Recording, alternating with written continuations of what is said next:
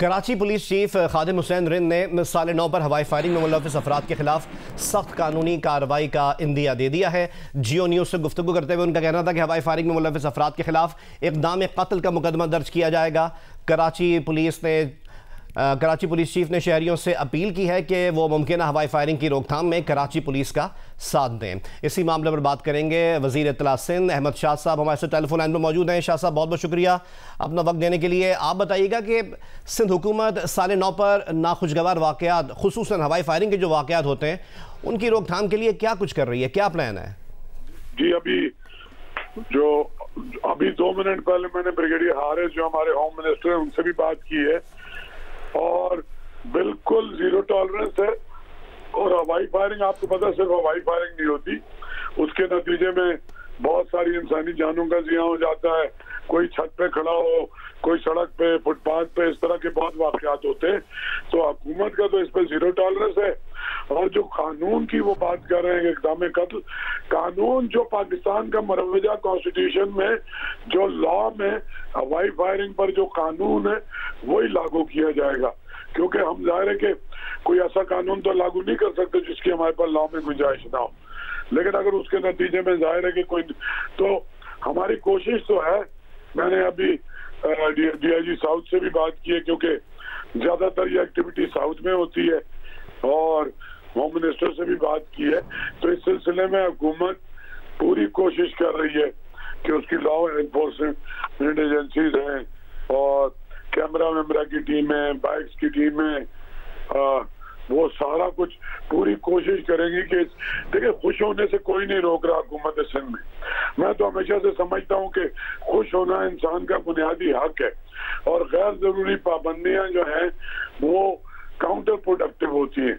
बस दरख्वास्त ये है कि ये असले की नुमाइश और दूसरे लोगों को डराना धमकाना, इसके नतीजे में हीट ऑफ द मोमेंट में भी कोई वाकयात हो जाते हैं।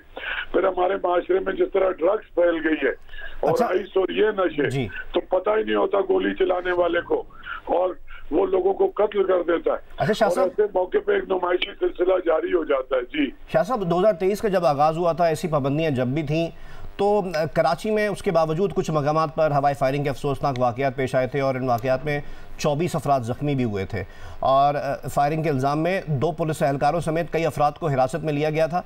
तो इस दफ़ा इस किस्म के नाखुशगवार वाक़यात से किस तरह बचा जा सकता है? और इसके नतीजे में अब पिछली बार जितने लोग गिरफ्तार हुए इसमें 2 पुलिस एहलकार भी थे, तो अब यही नहीं पता कि उनके साथ क्या हुआ था, उनको क्या सज़ा हुई। तो आगे लोगों को कैसे वार्निंग मिलेगी, कैसे मिसाल आप कायम करेंगे कि लोग इन चीज़ों से इज्तनाब करें?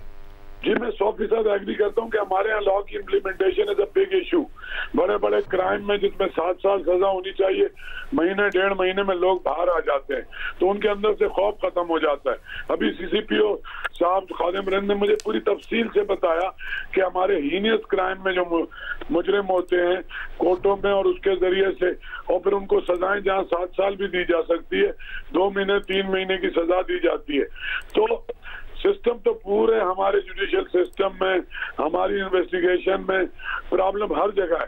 और दूसरी बात जनाब ये है कि 3 करोड़ का शहर है, चंद इक्का दुक्का वाकयात ना चाहते हुए भी हो सकते हैं, लेकिन कोशिश हुकूमत पूरी तरह से ये कर रही है कि हम इस पे काबू पाएं।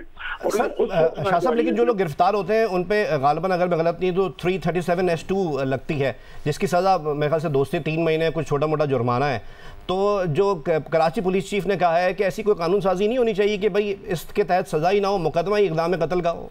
देखिए जनाब, इस वक्त पाकिस्तान में कोई असेंबली नहीं है, तो हम तो एक रिकमेंडेशन दे के जा सकते हैं। अब इलेक्शन आने वाला है अगले महीने। नहीं, आपके समझते इसका स्पेस है? क्योंकि जो दफा लगती है उसकी तो 3 महीने में बंदा बाहर आ जाता है, उसको क्या 3 महीने में नहीं, बाद औकात हफ्ते 2 हफ्ते में भी बाहर आ जाता है। और यही सबसे बड़ी बदकिस्मती है कि कातिल, चोर, डाकू वापस आके दंदनाते फिरते हैं, हैबिचुअल हो जाते हैं, जेल की ट्रेनिंग भी हो जाती है, जेल से एक नया नेटवर्क बन जाता है उनका क्रिमिनल्स का आपस में।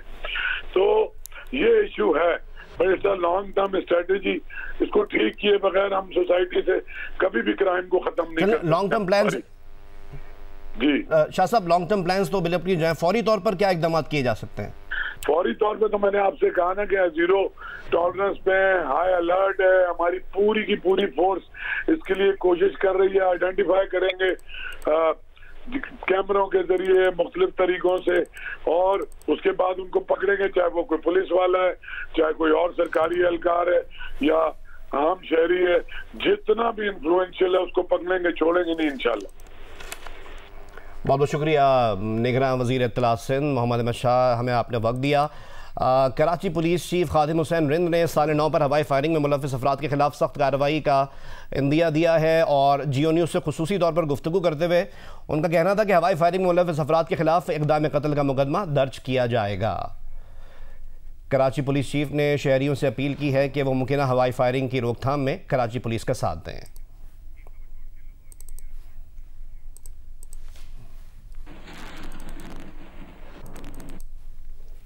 उधर पंजाब पुलिस ने सूबे भर में न्यू ईयर नाइट के सिक्योरिटी इंतजाम मुकम्मल कर लिए हैं। आईजी पंजाब उस्मान अनवर कहते हैं कि न्यू ईयर नाइट के मौके पर पंजाब में 21,413 ऑफिसर्स और एहलकार सिक्योरिटी ड्यूटी देंगे। हवाई फायरिंग, हुल्लड़बाजी और वन व्हीलिंग करने वालों के खिलाफ कानूनी कार्रवाई की जाएगी।